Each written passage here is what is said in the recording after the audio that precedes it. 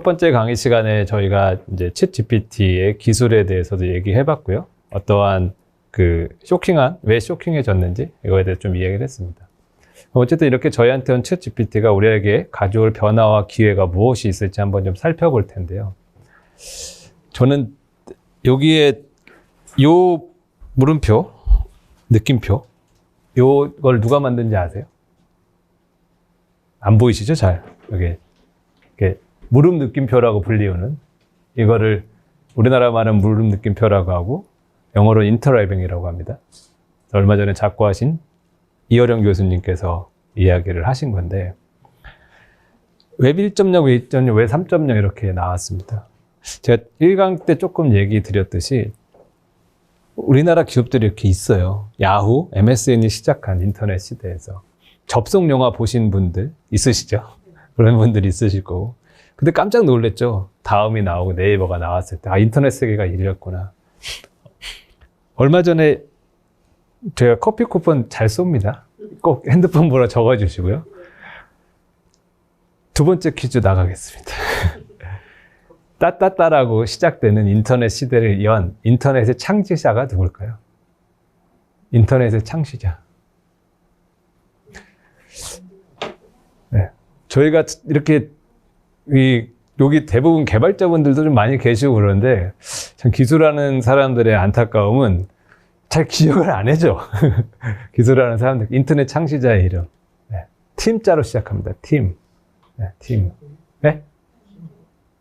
팀 쿡? 그건 지금 이제 애플. 네, 맞습니다. 팀 버너스입니다.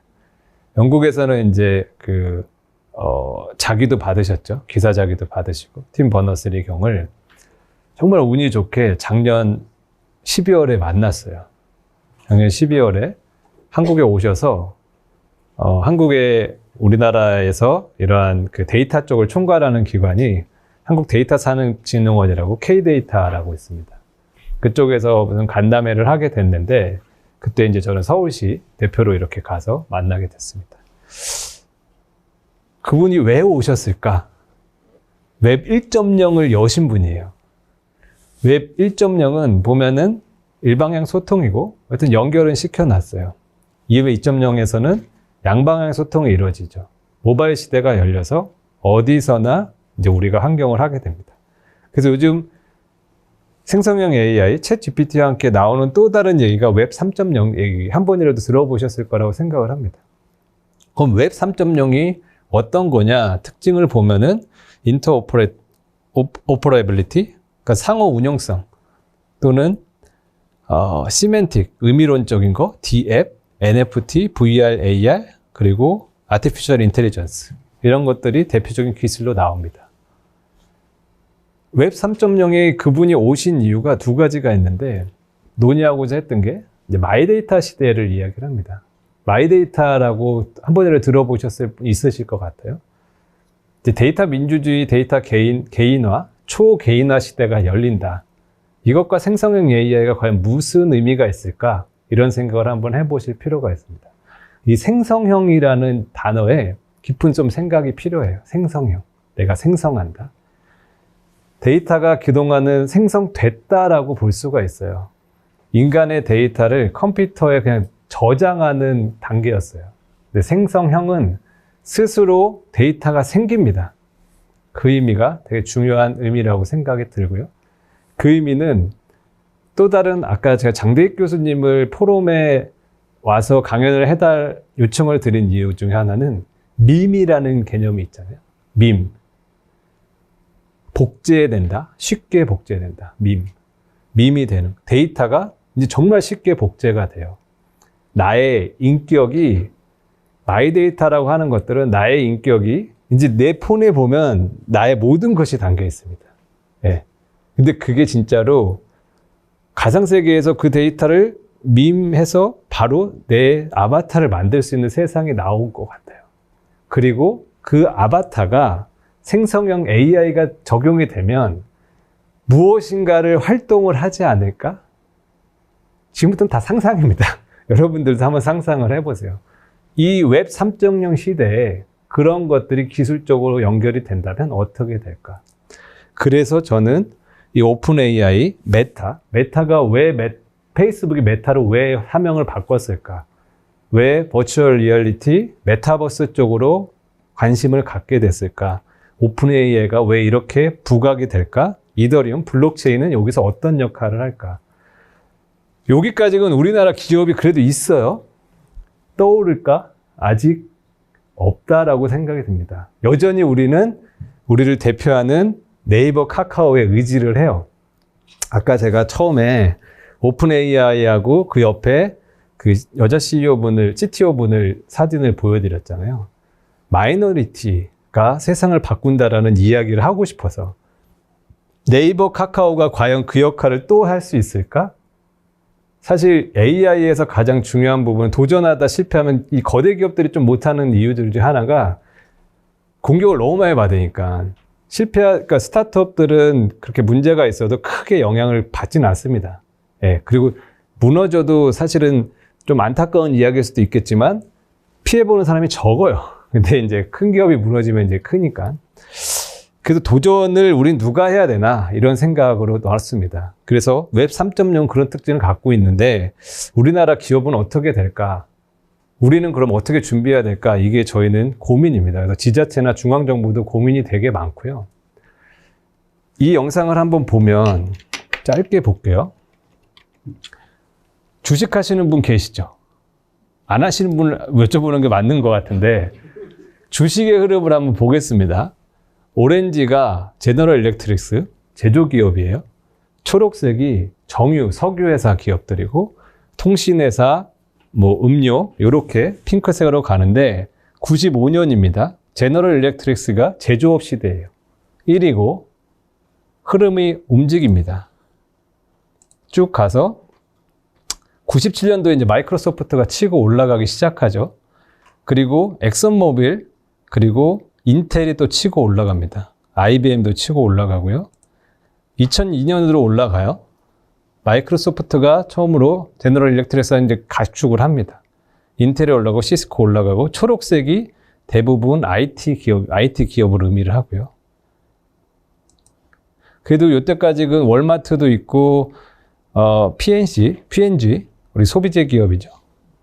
그리고 AT&T도 올라가고요. 아직 살아 있어요. 월마트도 이 당시에 보면은 경영 쪽 흐름 쪽 보시면은 2000년대 초중반에서 삼성웨이 이런 거 배우자고 막 나옵니다. 예, 우리나라 대표는 삼성기업. 그러다 2010년부터 애플이 급격하게 치고 올라오죠. 이유는 뭐 다 아실 거고요. 쭉쭉 올라갑니다. 그리고 구글이 이제 올라가고요. 마이크로소프트가 떨어집니다. 이때만 해도 이제 검색 시장이 올라가고 이제 아마존이 등장하죠. 메타, 페이스북이 올라가죠. 17년에. 그리고 나서 이 영상은 최종적으로 22년으로 마무리가 되는데 1, 2, 3, 4, 2가 다 IT 기업이라는 것을 보여줍니다. 라이징 기업들이 IT 기업으로 지금 이렇게 쭉 하고 있다는 겁니다. 이거는 하이프 사이클이라고 해서 가트너라는 곳에서 매년 발표하는 얘기예요. 여기가 기술이 라이징 기술을 얘기하고 통곡의 절벽을 지난 기술들이 여기에 오고 이렇게 가면 이제 서비스가 안착됐다. 비즈니스가 일어났다. 이런 의미입니다. 현재 라이징 기술로 리스폰시블 AI하고 제너러티브 AI, 스마트 로봇, 신테틱 데이터 이런 것들이 나와요. AI 분야에 국한된 얘기입니다. 딥러닝과 데이터 라벨링 어노테이션은 이미 자리를 잡은 거예요. 최근에 스타트업들 보시면은 그 데이터 분야에서 크라우드웍스, 테스트웍스 이런 회사 IT 종사하시는 분들은 들어보셨을 거예요. 그 회사들이 이런 라벨링과 어노테이션 합니다. 생성형 AI, 아까 기술의 이해로 돌아가 보면 AI에서 중요한 인스트럭션 슈퍼바이즈드 러닝을 하기 위해서는 이 작업이 필요한 거예요. 그래서 이 작업을 통해서 이거는 산업적으로 한번 살펴보시면 예전에 저희가 새마을 운동할 때 그게 우리나라 잘 살게 하기 위한 운동이기도 하지만 일자리 창출이에요.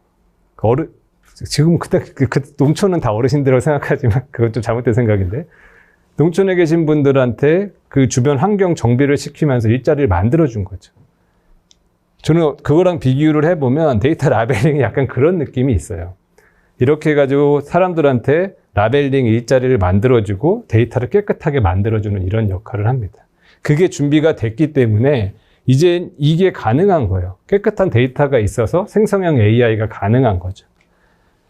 앞으로 이 데이터들이 앞으로 우리의 그러니까 이쪽 IT 데이터 분야에서는 중요한 기술적인 요소이고 밥그릇이다라고 생각이 듭니다. 자세한 얘기를 더 하고 싶지만 시간상 넘어가도록 하고요. 근데 너무 빨라진 거죠.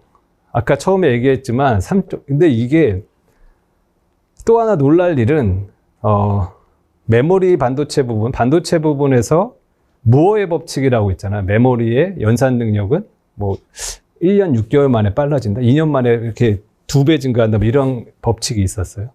그게 황해 법칙을 해서 삼성이 더 빨리 만들었고. 마찬가지로 GPT 3.5가 나오기 전까지는 기간이 길었는데 3.5부터 4가 나오기까지 4개월이 걸렸는데 더 너무 빨리 변경이 된 거예요. 그래서 아까 보여드리려고 했던 마이크로소프트의 그 PPT 이미지가 나오는 게 이미지 텍스트 투 이미지가 되고 이미지 투 텍스트가 멀티모달 기능이 이제 되는 거죠. 그냥 단편적인 예로는 GPT-4가 나왔던데 이거는 GPT-3예요. 요 그림은 각 주에 그 미국 변호사 시험 평균 점수고 커트라인 점수. GPT-3는 400점에 213점 맞아서 떨어졌대요. 근데 GPT-4는 298점을 맞아서 붙은 거죠. 다 이제 붙은 거죠. 어떻게 바뀔지 모른다는 거죠. 그래서 이건 사업적으로 봤을 때 앞으로 데이터, 인프라, 알고리즘, 어플리케이션 부분에 이 생성형 AI를 활용한 여러 가지 기회들이 생길 거다. 이 도구를 활용할 수 있는 사람들은 생산성, 일단 유저 입장에서 생산성 늘리는 것은 본인의 선택일 겁니다. 예. 여전히 나는 그냥 기존의 엑셀을 만지던 방식으로 할 수도 있어요. 개발자분도 마찬가지겠죠. 그냥 할 수도 있어요. 근데 이것을 활용해서 내 퇴근 시간을 빨리 단축하고자 하는 그러한 노력들은 있을 거고, 이 생성형 AI 시대에 맞는 데이터와 인프라와 알고리즘과 어플리케이션을 우리가 좀 생각을 해봐야 된다라는 이야기입니다. 그래서 지금부터 이제 도구들을 좀 살펴볼 텐데요. 일단 이거 뭐죠? 한 번이를 써보셨다고 그랬죠? 예, 오픈AI 써보셨고, 빙 이거 써보신 분. 성공하셨나요? 저는 아직도 대기 목록에 있습니다. 그래서 꼭 빙만 써야 되는 건 아니고, 오픈AI가 이제 2월에 나오고 나서 마이크로소프트 한국 본사를 방문을 해서 그쪽 전략을 봤어요. 그 전략을 그때 들었습니다. 그때 얘기한 때 깜짝 놀란 게 이 모든 생성 AI의 기술을 MS 오피스에 다 적용을 하는 게 목표다라고 해서 어저께 발표된 거예요. 그래서 그 모든 것들이 발표가 되고, 그러면서 이거 발표되기 전에 인터넷 익스플로러가 처음 나왔을 때 세계 시장 점유율을 거의 다 잡고 있다가 구글이 나오면서 인터넷 익스플로러 또는 이것을 인터넷 익스플로러를 넘어서 이제 빙이라는 것을 이제 만들었잖아요. 그래서 이제 많이 사용해 주세요 막 이렇게 했는데, 빙을 쓰는 사람들을 우리는 다른 말로 빙갓이라고 불러요. 네, 빙 GOD. 그래서 안 썼다는 얘기죠. 네, 아무도 안 오시는데. 네? 안 쓰셨다는 얘기예요. 네. 근데 상황이 이렇게 바뀌었다는 겁니다. 빙이 넘어가죠. MS 오피스 유료 결제 안 하시죠? 안 하면 이제 챗GPT가 안 붙어요. 어떻게 하실 겁니까? 이제 이 질문이 우리한테 들어온 거죠. 그래서 근데 또 구글은 여전히 빠르게 적응을 하고 있습니다. 구글도 똑같은 모델을 갖고, 구글이 없는 게 아니죠. 마찬가지로 구글의 익스텐션만 깔면 이렇게 나옵니다. 보시면, 이게 제가 이제 용인시 강의할 때 만드는 거여서 용인시 특산물 투어를 하고 싶어 라고 이제 나왔습니다. 우리는 아까 처음에 말씀드렸듯이 기존에 이렇게 검색 안 했어요. 이제부터는 자연의 검색어로 갑니다. 여기 익스텐션에 STT 기능도 있어서 이제 말로 하면은 바로 이게 찍혀서 이게 나옵니다. 두 가지를 같이 보죠. 이따 같이 볼게요. 기억하실 거. 이제는 뭔가 이제 해보려고 하실 텐데, 오픈 AI는 뭐고, 챗 GPT는 뭐고, 달리2는 뭐고, 이거 이제 잡고 가셔야 되잖아요. 예. 일단 가서 뭐부터 해야 되지 고민하다 보면은, 일단 오픈 AI는 회사 이름이고, 오픈 AI를 기억하실 때는 아까 얘기한 그러한 인공지능 모델을 만든 회사다라고 정도로 기억을 하시면 좋을 것 같아요. 근데 인공지능 모델을 어디다 쓸 거냐라고 할 때는 두 가지를 기억하시면 됩니다. 첫 번째는 언어 쪽으로 쓸 거다. 두 번째는 이미지 쪽으로 쓸 거다. 그래서 언어 쪽에 서비스 이름이 챗 GPT고 이미지 쪽에 서비스 이름이 달리2다. 근데 이 세 가지는 이 회사의 그냥 상품이다. 옷으로 따지면은 제일모직에서 빈포라고 뭐 맞는 얘기인지 모르겠어요. 조이너스 그냥 갖고 있다. 이런 느낌입니다. 예. 그래서 근데 어쨌든 얘는 티셔츠고 얘는 바지다. 이런 느낌이에요. 그렇게만 이해하시고 나중에 찾아보실 때 나는 챗GPT로 할 수 있는 거 언어하고 일단 이미지 있다. 이 정도 생각을 하시고 가시면 좋을 것 같아요. 이 얘기를 하는 것은 이게 아마 컴퓨터 전공하신 분들이 대부분 다 이해하실 거라고 생각은 하지만 이 IT 용어나 서비스 용어가 다 영어여가지고 이해하기가 너무 처음에 접근하려면 괜히 겁먹으시는 분들이 많더라고요. 그래서 약간 할 때 이 의미는 사실은 조금 어쨌든 그렇습니다. 세 번째, 아까 두 번째가 커피 쿠폰 잘 이게 잘 못 맞히시는데 두 개 나갔어요. 세 번째, 요거를 맞히시면 진짜 이거는 진짜 사용하신 분. 이거와 이거 아이콘 뭔지 아시는 분? 앞에 건 솔직히 잘 모르겠고 뒤에 건 디스코드는 게 딱 보이네요. 디스코드. 또 이거 원래 아셨던 분? 네, 아셨어요? 게임 하시죠? 많이 저는 사실 이걸 처음 봤습니다. 이번에 이제 미드저니를 하려고 하다 보니까 디스코드를 깔아야 되더라고요. 여기에서 활용을 할 수 있게 되더라고요. 근데 요 구조를 지금 이제 제 얘기가 머릿속에 안 들어오시는 분들은 일단은 게임 중독자는 아니시다. 안심하시고 네. 게임 많이 하시죠? 디스코드 네. 그 게임 개발자들이 서로 네, 맞습니다. 네. 엄청 파워풀하더라고요, 이거. 그래서 이 미드저니는 아까 달리2와 같은 이미지를 생성해주는 그러한 사이트입니다. 그래서 그걸 하고, 요걸 이제 말씀드린 이제 활용하실 때 그 개념을 있으셔야 집에 가서도 조금 더 해보시면 무슨 얘기인지 압니다. 그리고 크롬에 이러한 익스텐션을 까시면 이제 챗GPT 사용하실 때 편해요. 기본적으로 챗GPT는 현재까지 이제는 4에서는 한국말을 더 잘 알아들어요. 더 잘 놓고 이거 다 공유 드릴게요. 네, 찍으셔도 좋고 그건 상관없는데 그렇게 되고 그래서 네이버가 또는 카카오가 지금 전략을 어떻게 가져가냐? 만약에 이제 회사 여기서 뭐 전략이나 개발자 사장님들이나 또는 사업을 기획하시는 분들이 그럼 이 시대에 나는 어떻게 전략을 짜야 될까? 이 AI에서 기본적으로 언어 모델이기 때문에 데이터를 잘 만드는 게 되게 중요해요. 이제는 앞으로는 정확성, 아까 첫 번째로 얘기한 그럴싸하다를 넘어서서 정확하다가 돼야 됩니다. 그렇게 되기 위해서는 나에게 정답지를 계속 만들어주는 그걸 어떻게 하느냐, 그 연구와 데이터셋을 어떻게 만드냐가 중요합니다. 그래서 네이버가 강점으로 내세우는 거는 그래도 우리나라 한국어 문화와 법제도를 네이버는 다 적용을 해놨다 이거. 예를 들면 챗GPT에 말이 하나 피워도 돼? 그러면 뭐라 그럴까요? 네? 불법이라고 해서 피지 말라고 나오지 않을까요? 저도 안 해봐서 이따 해볼게요. 네. 근데 이 얘기를 드리는 거는 그 주마다, 나라마다 법 제도가 다르기 때문에 그것도 다 튜닝을 해줘야 되는 거죠. 해본 걸로 말씀을 드리면 독도는 어느 나라 땅이야? 챗GPT가 뭐라 그럴까요? 한국 땅이다. 한국 땅이다. 뭐라 그럴까요? 네? 일본 땅이다. 일본 땅이다. 분쟁 중이다. 그 셋 중에 하나겠죠. 챗GPT가 되게 똑똑하더라고요. 그 3.5대 얘기예요. 한국말로 물어봤더니 대한민국 영토입니다. 영어로 물어봤더니 아까 분쟁 중이다 나옵니다. 일본어로 물어보진 않았습니다. 물어보세요. 그런 게 우리가 앞으로 어떻게 가져가야 될 것이냐라는 기회이자 그런 겁니다. 그래서 이러한 것들이 있는데 하나씩 좀 해볼게요. 이런 것뿐만 아니라 이런 사이트가 있습니다. 이런 사이트를 가시면 또 깜짝 놀랍니다. 이것도 같이 한번 좀 해보면 좋을 것 같고, 요거 하나 먼저 해보겠습니다. 일단 요거를 또 똑같은 기능인데, 이제 여기는 지금 다 학사 과정이셔서 논문은 안 쓰시죠? 네. 논문은 안 쓰시면은, 근데 아시는 분이 있을 것 같아요. 이 사이트를 들어가시면 논문 이제 항상 이쪽 과학 쪽, 그 기술적 논문들 많이 있는 사이트입니다. 그래서 여기를 가셔서 논문을 다운로드 받고 읽어보실 수가 있는 사이트예요.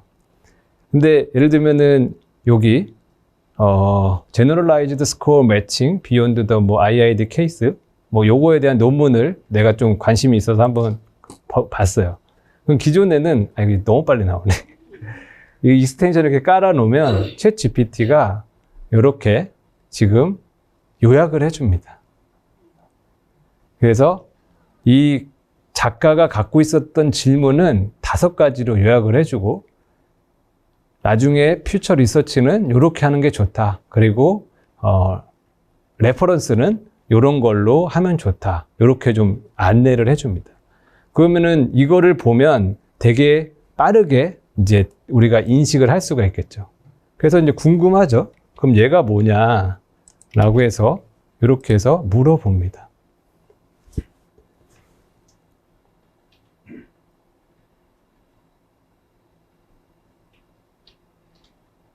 그러면 이렇게 또 답을 써줍니다. 이런 식으로 해서 여기서 보면 지금 영어여서 저희가 눈에 안 익어가지고 지금 그렇긴 할 텐데 이걸 꼭 해보시기 바랍니다. 이게 무료로 3번까지 하루에 돼요. 그러면은 아까 얘기한 대로 올리면 요약을 이렇게 해줘요. 그럼 요약을 하고 거기서 내가 질문이 나오면 아까 여기에 입력을 하시면 돼요. 여기다가 그럼 여기 이게 한글이 스코어링이 뭔가요? 한국어도 되나요? 제가 이게 번역 익스텐션을 넣어놔서 될 거예요. 네. 네. 이렇게 해서 하고 이렇게 나오는데 지금 얘는 이렇게 얘 페이퍼하고 연동은 안 돼 있어요. 무슨 얘기냐면 아까 얘기한 대로 이 익스텐션을 2가지 정도 까시면 돼요. 번역 익스텐션하고 그리고 챗GPT 익스텐션 2개를 까시면은 이 기능이 됩니다. 이 논문 역할 해주는 거. 근데 아까 그 PDF는 좀 더 그 기능을 발달시켜 놓은 거예요. 얘는 일반적인 걸 그냥 갖고 오는 건데 아까 그 PDF를 보시면 거기에서 궁금한 점을 치시잖아요. 그럼 그 본문에서 그걸 찾아서 답을 해줍니다. 그래서 그거를 책 읽듯이 바로바로 내가 색인하듯이 읽으실 수가 있어요. 그래서 그게 되게 큰 파워풀하다라는 것을 보여드리기 위해서 했는데 조금 잘 안 돼서 죄송하고 이 2 사이트는 꼭 해보시기 바랍니다.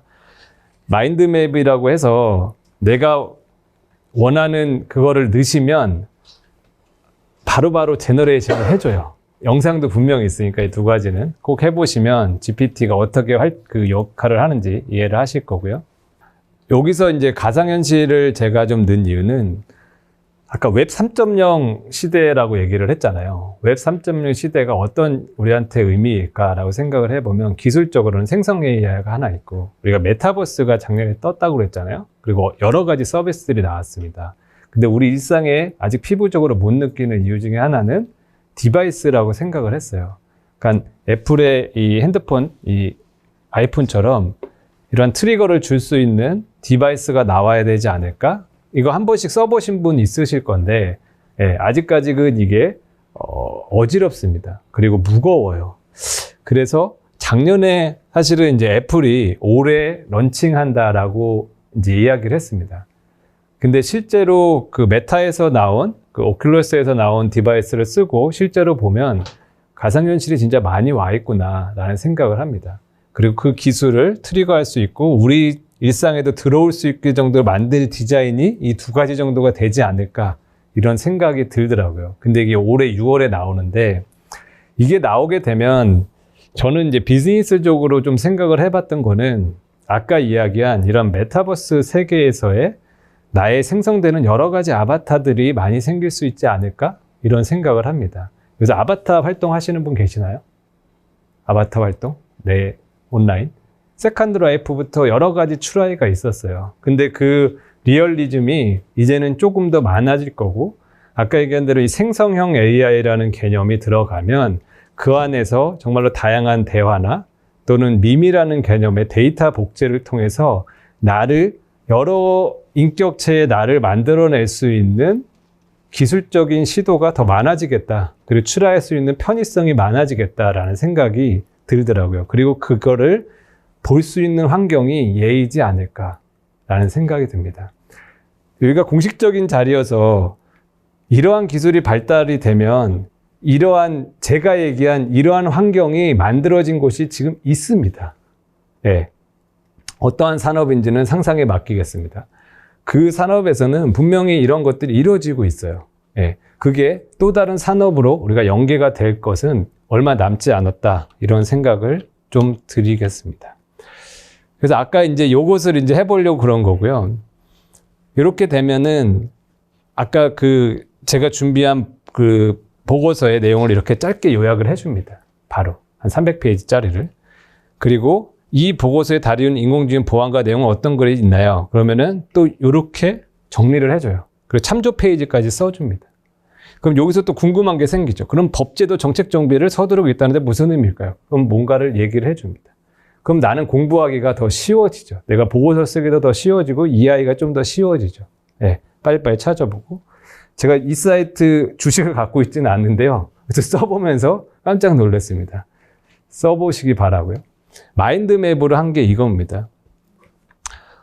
어쨌든 전략하시는 분들이나 뭔가 사업 기획하시는 분들은 처음에 해야 될 거예요.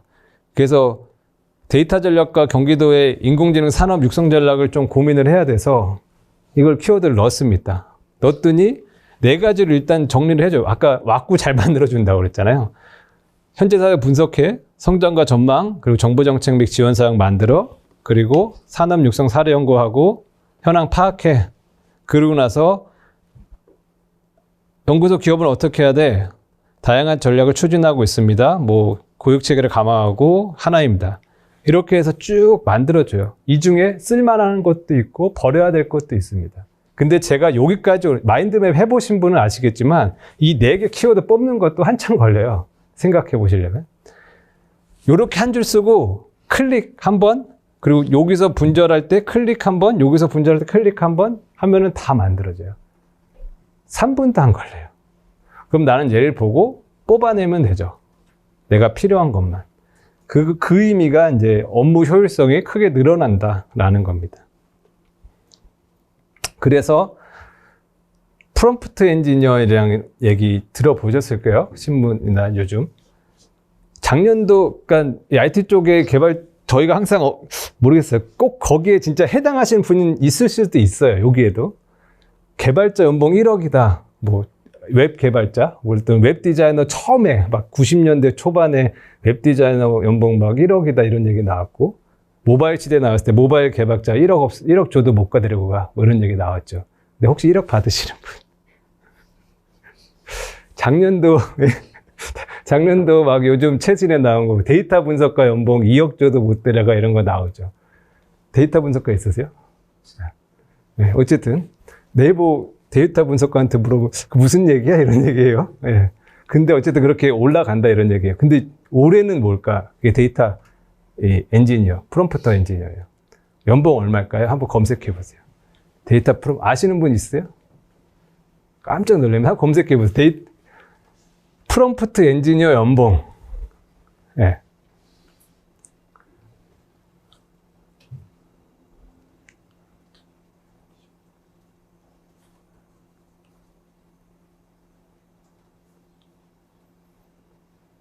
안 궁금하시는구나.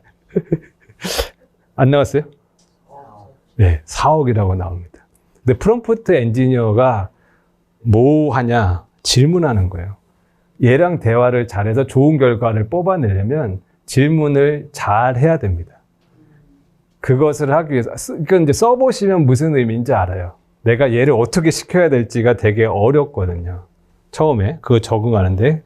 그래서 아까 보여드린 그러한 익스텐션들이 그걸 도와주는 툴이고요. 이거는 이제 제가 미드저니로 한번 만든 그림입니다. 저는 미술을 제일 못했고 해본 적이 없어요. 손재주가 없어가지고 친구가 도와주지 않았으면 숙제 과제도 못 냈을 겁니다. 근데 트리라고 했더니 그 아까 프롬프트 명령어를 만들어주는 아까 툴이 있다고 그랬잖아요. 그냥 키워드로 트리라고 했더니 여러 가지 그 프롬프트 명령어를 만들어주더라고요. 이따가 한번 보여드릴 텐데. 그래서 그 중에 하나서 복붙해서 만들어 놓은 거예요. 그럼 이런 것들이 이제 만들어져요. 그럼 이제 미술이나 사진계 이런 데 어떤 변화가 있겠죠. 특히 디자이너분들, 디자이너분들 고민이 이제 되실 겁니다. 어떻게 살아야 될지. 근데 이러한 도전은 예전부터 계속 있었죠. 사진이 나왔을 때 기존에 미술 하시던 분들이 그랬고, 또 디지털 카메라가 나왔을 때 기존에 필름 카메라 하신 분들이 그랬고, 얘도 분명 큰 영향을 미칠 겁니다. 이런 것들도 작성하시는 분 있는지 모르겠지만, 예를 들면 홈페이지 할 때 이거 꼭 들어가는 하나 있잖아요. 이런 거 귀찮은 일들 어떻게 작성하는지 한번 보여드리겠습니다. 여기를 보면은 챗GPT에 제가 조금 전에 한번 넣어봤어요. 김종배 교수님이 누구야? 라고 물어보면 검색에서는 검색 결과가 없다라고 아마 나올 겁니다. 있을 수도 있지만 안 해봤어요. 근데 여기는 이렇게 나옵니다. 9월 제 지식 마감일 현재. 이것도 발전했어요. 한 며칠 전에. 이렇게 좀 세련되게 얘기합니다. 김종배 교수라는 널리 알려진 인물은 없습니다. 그가 지역 또는 지역학자 전문가 또는 특정 분야의 전문가일 가능성이 있습니다. 그러나 추가 컨택트나 업데이트된 정보는 없기에 이 개인에 대한 추가 생물적 제거는 불가능합니다. 이렇게 나옵니다. 이것도 2주 만에 엄청 세련돼진 거예요. 보니까. 그러면 뭐를 한번 시켜보고 싶으세요? 여기에. 이수재 교수님에 대해서 저 안 궁금한데 저는. 일단 요거가 나왔으니까. 모르겠죠?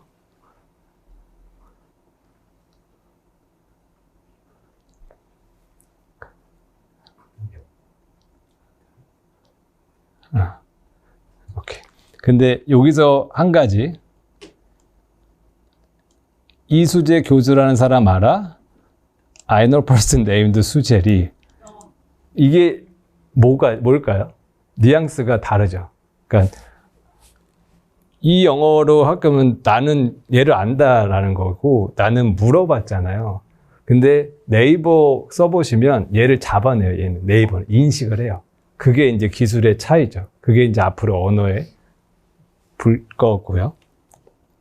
그리고 한 가지 좀 보여드리면 이제 질문하기가 좀 어렵잖아요. 처음에 쓰실 때.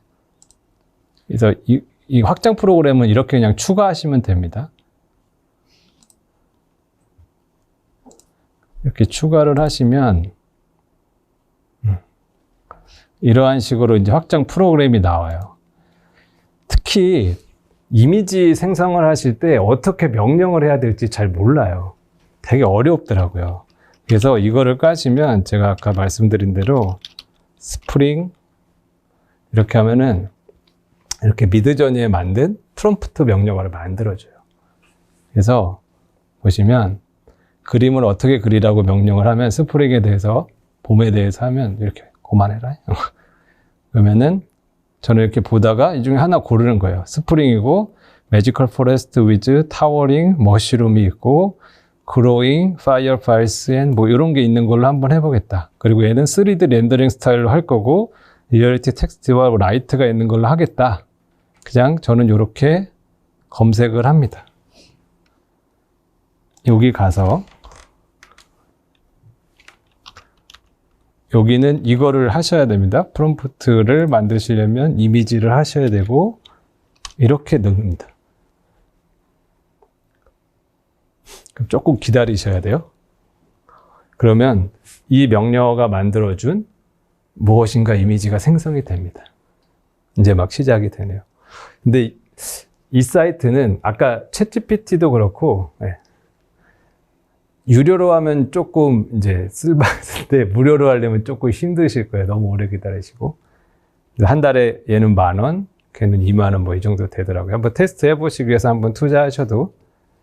그래서 그럼 이제 여기서 저도 이제 이게 나온 지 얼마 안 됐기 때문에 저도 이제 많이 쓰려면 이제 공부를 해야겠죠. 그럼 구조를 먼저 보자고요. 얘가 어떻게 인식을 하는지. 스프링이라는 거 내가 이제 생각한 거는 스프링인데 얘는 구체적으로 만들어줬어요. 근데 여기까지는 스타일 같고 그 다음에는 표현 방법. 얘를 또 이제 고급풍으로 할 거냐 이러한 명령어들을 찾아서 넣으면 또 나옵니다. 네. 여기에 있었고요. 이렇게 번역기를 넣으면 한국말로 해도 한국말로 이렇게 다 분석을 해줍니다. 그래서 이런 걸로 하게 되면 이제부터는 요거를 이제 제가 그동안 몇 가지 테스트를 해본 건데 저는 이게 기회라고 생각했던 건 뭐냐면 저는 미술의 미자도 몰라요. 해본 적도 없어. 근데 이제 많이 볼 수는 있잖아요. 제가 볼 수는 있고 생각은 할 수 있으니까 얘는 아까 제가 도구라고 그랬어요. 그 도구로 몇 가지 키워드만 하면 얘를 활용할 줄 알게만 하면 난 이거를 만들 거예요. 경기도에서는 이러한 것들이 기회라고 좀 생각을 했어요. 그래서 특별히 이런 것들을 좀 많은 분들이 사용했으면 좋겠고 그래서 이러한 이 툴을 활용한 이러한 이제 생성형 AI를 활용한 미술 공모전을 한번 해보려고 합니다. 그러면 미술가가 아니어도 참석을 할 수가 있겠죠. 되게 독창적인 게 나올 수 있어요. 여기도 되게 독창적인 게 여기 보면은 여기 ISO라고 나오잖아요. 얘는 약간 사진 느낌 나죠. 네, ISO로. 그러니까 여러 가지 것들을 한번 해볼 수가 있는 거죠. 그러니까 창의적인 영역들이 더 크게 발달할 수 있을 거다. 이러한 생각을 하게 됩니다. 혹시 재밌는 질문 알고 계신 분, 질문 떠오르신 분 있으세요? 얘한테 물어보고 싶은 거? 그거에 대한 질문보다 아까 사진 같은 경우에 이미지에서 실존 인물이 저렇게 조합이 되는 건가요? 아니면 만들어지는 건가요? 되게 해보면서 그게 되게 궁금해서 이게 생성형 AI라고 그랬잖아요. 잠깐만요. 그걸 한번 해볼게요. 조상권 문제, 이제 그런 게 이제 논의 사항인데, 여기죠. 제가 유명한 분,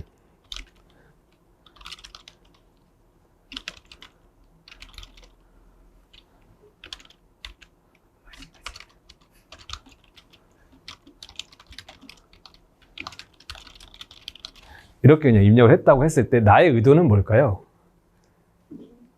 김희선 배우를 일단 넣고 싶은 거잖아요. 그래서 얘가 이제 이렇게 프롬프트를 만들어 줍니다.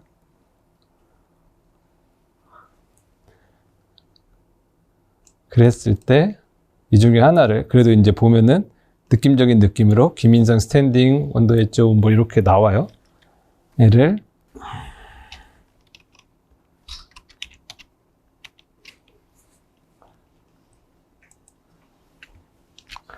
어떻게 나오는지 한번 볼까요? 일단은 얘 입장에서 한번 생각해보면 액터라고 했고 그래도 이제 우리 입장에서 했을 때 김희선이라는 배우가 몇 명일지도 또 이제 생각을 해봐야 될 거고 있는데 기본적으로 제가 아까 그 그림을 만들 때 저희 요번 포스트에 쓰려고 지사님을 지정을 한 거예요. 김동연이라는 이름을 넣고 했는데 그렇게 나오더라고요. 그래서 지금 저는 이해를 어떻게 하고 있냐면 사람을 특정하지는 못하는 거야. 내가 특정하지는 못하고 얘는 그냥 그것을 기반으로 계속 생성을 하는구나 이렇게 생각을 하고 있어요.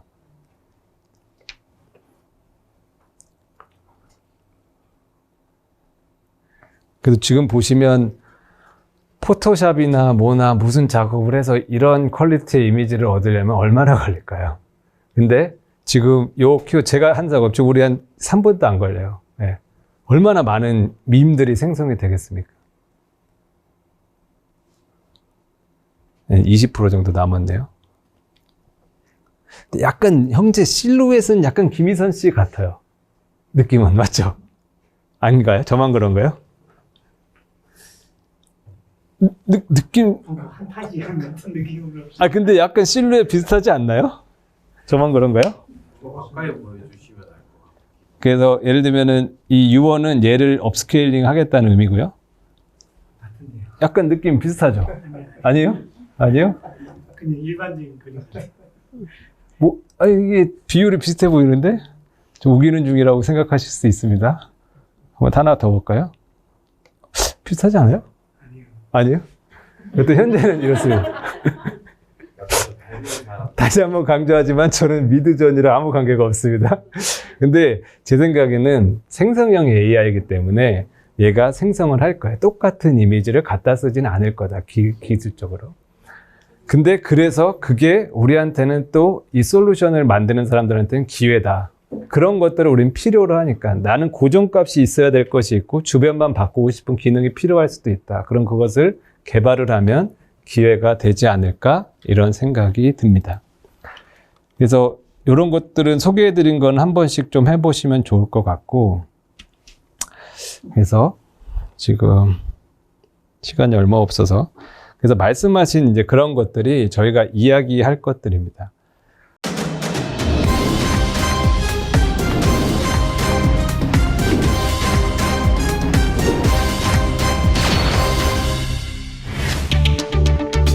구글의 인공지능 알파고의 등장은 해성 같았습니다. 인공지능이 프로 기사를 이긴다는 말에 사람들은 반신반의했습니다. 그것도 천재기사 이세돌 구단을 상대로 미리 몇 점을 깔고 두는 젖바둑도 아니고 맞바둑으로 오전 전승을 자신한다니 믿기지 않았습니다. 내일 제 대결은 뭐 바둑이나 또 뭐 인공지능의 역사에도 뭐 하나의 획을 긋는 거겠지만 드디어 인간과 인공지능의 대결의 이제 첫걸음이 아닌가 이렇게 생각을 해봅니다. No, we do not know who will win, but we know that at the end, humans will be smarter, that the world will be a much better place. 그러나 실제 뚜껑을 열어보자 인공지능 알파고는 사람보다 많이 앞서 있었습니다. 정확하게는 바둑을 정복했습니다. 직관이 필요하고 모양이라 부르는 형태가 있고 멋이 있고 맛이 있다는 바둑이 승리를 위해 학습된 인공지능 알파고 앞에서는 초라해졌습니다. 감정 없는 승부사, 포커페이스의 실력자처럼 알파고는 자기의 길을 뚜벅뚜벅 갔고 그 앞에서 이세돌 구단은 작아졌습니다. 인간의 연속 패배, 혹자는 인간과 미래 기계 문명의 싸움으로 몰아가기도 했습니다. 이세돌 구단이 마지막 180수로 알파고 하변의 집을 무너뜨리자 모니터에 조그만 창이 떴습니다. 제78수, 신의 한 수를 통해 연패를 끊고 거둔 이세돌 구단의 승리는 그만큼 감동이었습니다. 업그레이드를 거치며 더 강해진 알파고는 커제 구단도 가볍게 제압하고 바둑계를 떠났습니다. 바둑이 아닌 다른 분야에서 인류에게 공헌할 방법을 찾겠다는 것이 이유였습니다. From making our phones smarter to helping scientists solve some of the world's biggest challenges in healthcare and other areas. 바둑이 저변부터 진짜 바뀌기 시작한 것은 알파고가 나온 뒤 1년 2개월 뒤부터입니다. 2018년 5월 페이스북이 또 다른 바둑 인공지능 프로그램 엘프고를 공개합니다. 누구나 괜찮은 그래픽카드를 탑재한 컴퓨터가 있다면 직접 인공지능을 통해 바둑을 배울 수 있게 된 것입니다.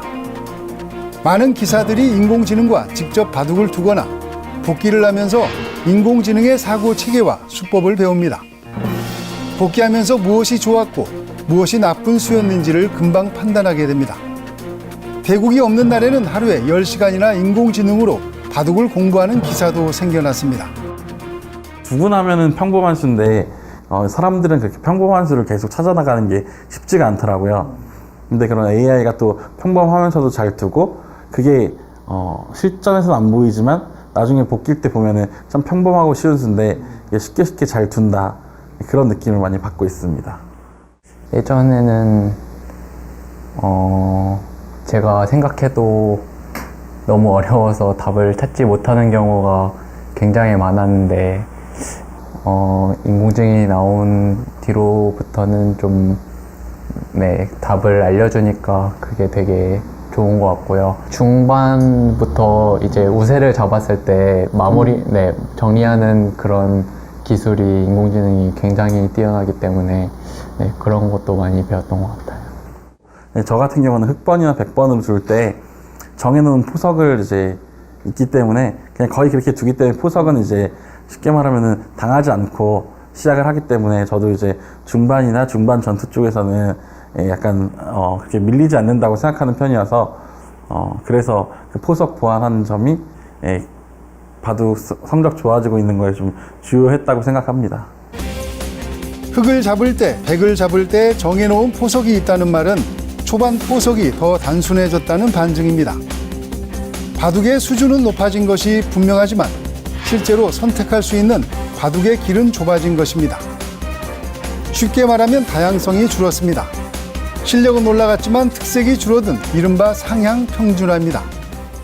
초반 30수, 50수를 거의 외워서 두다시피 수학 공식처럼 외워서 두다시피 하는 점은 저는 개인적으로는 그렇게 올바르다고 생각하진 않거든요. 저도 이제 언젠가는 다시 이제 승부로 컴백을 할 텐데 그 점에 대해서는 진지하게 다시 한번 생각해 봐야 될 것 같아요. 예전에는 어떤 수를 두더라도 사람이 보기에는 만만치 않다 그런 변화가 많았기 때문에 어딜 둬도 사람이 선택할 수 있는 길이 많았는데요. 인공지능이 나오고부터는 조금 퍼센티지로 확률로 그게 다 나오기 때문에 좀 인간이 좀 더 확신을 가지고 이 수는 별로 좋지 않은 수라고 확신을 가지고 둘 수 있기 때문에 좀 선택의 폭이 좀 좁아진 면은 있는 것 같아요. 이세돌 구단은 인공지능 알파고로 뜨고 인공지능 엘프고로 졌다고 말할 수 있습니다. 알파고와 대국하기 전 1년간 승률이 66%, 알파고 대국 이후부터 엘프고 공개까지는 100승 41패로 승률 71%. 그러나 엘프고 공개 이후 1년간은 32승 36패로 승률이 48%로 추락합니다. 바둑의 새로운 패러다임을 연 알파고와의 대국 경험으로 이세돌 구단은 승승장구했지만 인공지능 학습이 보편화되자 고유한 경험은 곧 희석되어 버린 것입니다. 많은 기사들이 인공지능과의 학습을 통해 실력이 강해졌습니다. 반면 이세돌 구단은 바둑의 길을 오히려 좁게 만드는 인공지능 학습이 내키지 않았습니다. 이세돌 사원님은 좀 좀 인공지능을 공부하시는 게 좀 바둑이 재미가 없어진다고 해야 하나요? 좀 그렇다고 생각하셔서 좀 많이 좀 멀리 하시는 걸로 알고 있어요. 현재 프로 기사들이 쓰고 있는 인공지능 프로그램은 3가지. 모두 조금씩 다른 특징을 갖고 있습니다. 엘프고는 좀 어떻게 보면 쉽게 말하면 좀 약간 허세 있는 스타일이에요. 약간 이 확률도 좀 과하게 쳐줘요. 그러니까 실질적으로 사람이 느끼는 체감보다 훨씬 더, 그러니까 인간이 느끼는 체감은 6대4, 7대3 정도면 AI는 8대2, 그러니까 엘프고는 8대2, 9대1 이런 식으로 좀 이렇게 약간 저희들이 볼 땐 좀 약간 뻥튀기 된 느낌으로 이게 줘서 사실 그게 인간의 체감하고는 조금 거리가 있고요. 감각이나 이런 멋 같은 거를 볼 때는 엘프고고, 그 다음에 이제 안정적인 건 릴라제로고, 요즘 좀 미니고는 그래도 세련된 느낌의 흰바둑인데 그런 것들을 이제 참고해서 각각 이제 거기서의 좋은 점을 좀 찾아내면 도움이 되지 않을까 생각하고 있습니다. 올드 바둑 팬이라면 실리파, 세력화와 같은 말을 기억할 것입니다. 다케미아의 우주류, 조치훈 구단의 지하철 바둑이라는 말도 기억한다면 진짜 올드한 바둑 팬일 것입니다. 과거엔 대마킬러 갓도 마사오, 형세 판단과 끝내기의 달인 이창호 구단, 공격력의 대가 유창혁 구단 등과 같이 넘치는 개성으로 세계 정상에 서는 것이 이상하지 않았습니다. 그러나 인공지능의 등장 이후 세계 최강자의 조건은 달라졌습니다. 개성은 없어도 되지만 약점이 있으면 안 된다는 것입니다. 어떻게 보면 인공지능이 바둑의 개성을 지워버린 셈입니다. 다케미아 구단 같은 경우가 80년대 후반부터 우주류라는 독창적인 자기만의 특색, 자기만의 바둑을 가지고 세계 무대에서 우승도 여러 번 차지하고 뭐 정말 역사에 남을 만한 기사인데요. 지금은 이제 그런 바둑만 두어서는, 그런 바둑을 쭉 두어서는 세계 무대에서 예전만큼의 성적을 내기는 좀 어렵습니다. 아무래도 금방, 그리고 같은 바둑을 계속 두게 된다면 금방 다른 이 기사들에게 그 파해법을 이제 인공지능을 통해서 좀 그 우주류를 어떻게 대처할지가 정답이 바로 나오니까요. 뭐 다케미야 구단도 그렇지만 고바야시 구단이나 조치훈 구단의 뭐 실리 바둑, 그리고 뭐 선실리 후타게 바둑이라든지, 또는 유창혁 구단이나 가토 마사오 구단 같은 공격을 위주로 하는 바둑, 또 이창호 구단의 끝내기 형세 판단, 이런 것들이 예전에는 그런 하나의 장점 그리고 하나의 특기를 가지고 세계 무대에서 우승을 차지하고 초일류 기사가 됐다면, 지금은 모든 면에서 초반, 중반, 종반 모든 면에서 부족함이 없어야 되고, 어느 하나라도 좀 모자라거나 하면 그 위치까지 가기가 좀 어려워졌고요. 모든 면에서 균형 있게 모든 것을 다 잘해야 되고, 그러면서도 또 남들과 다르게 자기만의 무엇을 갖고 있어야 되고, 또 실수가 없어야 되고, 훨씬 더 예전보다 경쟁도 치열해졌고, 바둑 내용에 있어서도 요구되는 것이 훨씬 많습니다. 과거 리라이펑 구단은 석점 정도 놓는다면 바둑의 신과도 두어볼 만할 것 같다고 이야기했습니다. 그러나 커제 구단도 중국의 인공지능 죄이에게 2점을 깔고 졌습니다. 인공지능에게 석점을 깔고 지는 기사도 나오고 있습니다.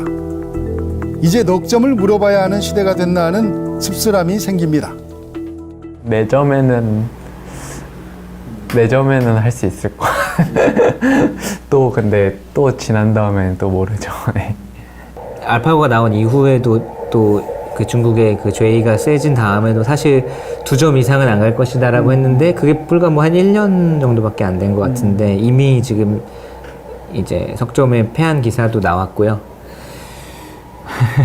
사실은 그렇죠. 뭐 얼마나 저희가 단언을 할 수 있을지, 이미 인공지능한테는 저 아직 사람이 지려면 몇십 년 걸린다고 한 게 불과 3년 전 알파고 나오기 전인데, 뭐 석점에도 이미 뭐 패배한 기사가 나왔기 때문에 이거는 뭐 좀 단언을 하기가 좀 어려운 것 같아요. 인공지능은 바둑에게 많은 것을 안겨줬습니다. 사고의 폭을 넓게 했지만 실전에서 선택할 수 있는 길은 좁아졌습니다. 무엇보다 바둑의 개성이 점점 사라져가는 것이 아쉽습니다. 실력이 좋아졌어도 다 고만고만한 포석으로 바둑을 시작한다면 개성이 넘치는 특이한 포석에서 느낄 수 있는 맛과 멋은 이제 옛날 바둑 기보에서나 찾아봐야 하기 때문입니다. 물론 질 수도 있습니다. 컴퓨터에게 질 수도 있는데, 바둑의 아름다움, 또 인간의 아름다움을 컴퓨터가 이해하고 두는 것이 아니기 때문에 바둑의 값어치는 계속 될 것이다, 이렇게 생각을 하고요. 인공지능이 바둑에 미친 영향을 단정적으로 평가하기는 아직 이릅니다. 기사들의 다른 대답이 그것을 시사해 줍니다. 바둑에서 인공지능은 훌륭한 선생님이다. 바둑에서 인공지능은 선물이다. 바둑에서 인공지능은 인간미가 느껴지지 않게 하는 괴물이다. 인공지능은 물음표다.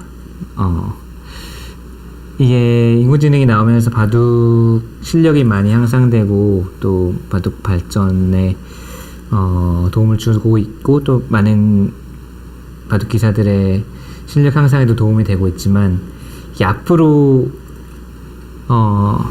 좋은 쪽으로 많이 발전이 될지, 또는 이게 뭐 어떤 방향으로 흘러갈지 아직은 좀 미지수라고 생각을 하기 때문에 인공지능은 물음표다라고 이야기하겠습니다. 바둑의 신처럼 여겨진 알파고의 등장 이후 인공지능은 바둑 외에 많은 분야에서 어떤 목적을 위해 지금도 무엇인가를 하고 있습니다. 사람에게는 그러나 사람의 존재 너머에 있는 어떤 고귀한 목적을 위해서라면 그 무엇도 할 수 있지만 또 아무것도 하지 않을 수도 있는 선택권을 갖고 있습니다. 그럼에도 빠르고 효율적인 것 앞에서 느림과 잉여를 이야기하는 사람이 아주 인간적이라고 평가받는 날이 성큼 다가온 느낌입니다. YTN 김노무입니다.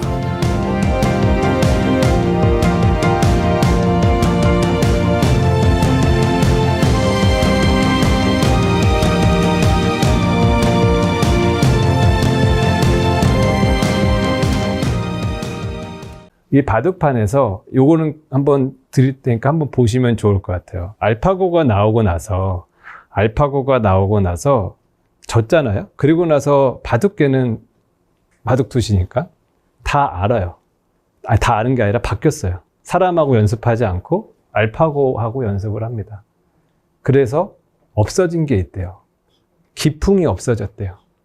네. 조은현 구단, 이창호 구단 또는 이세돌 구단의 기풍들. 그 사람들이 가장 먼저 뒀던 그 사람들의 발자취들이 없어지고 다 알파고만 따라가더래요.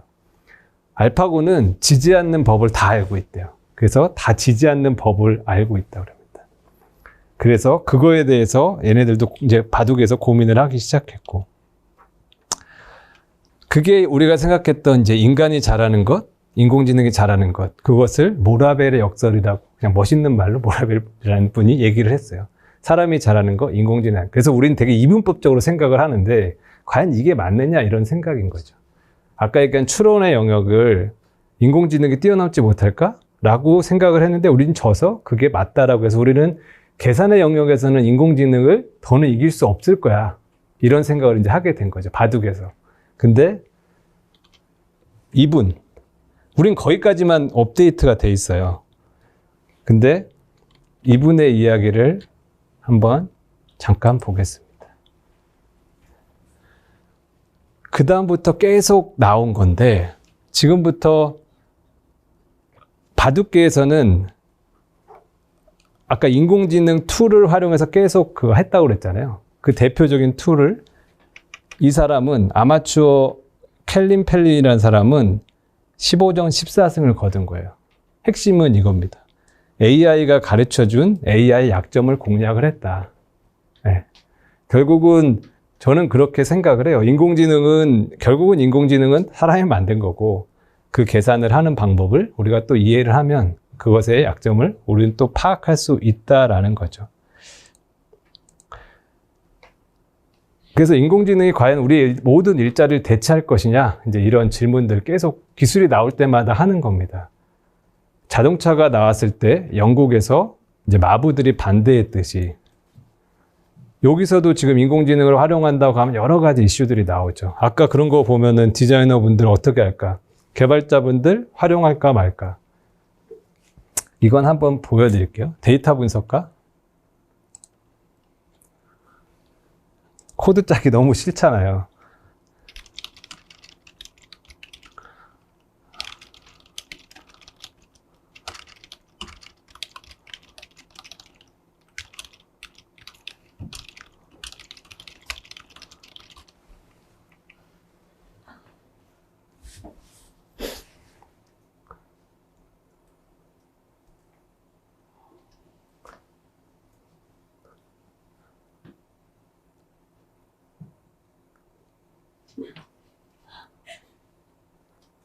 개발하시는 분들 지금 웃음이 나와요, 그냥. 네.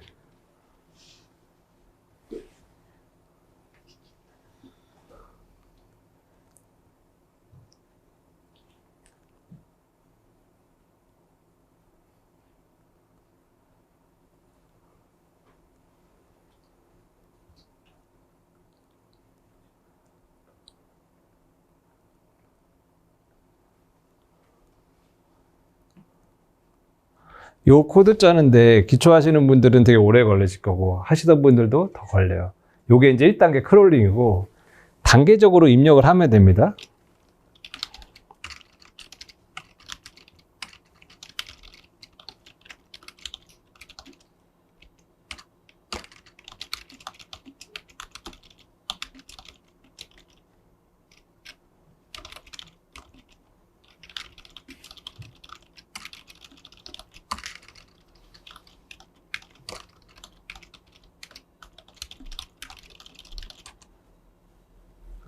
여기 좀 잘못 나왔는데 뭘지 모르겠네요.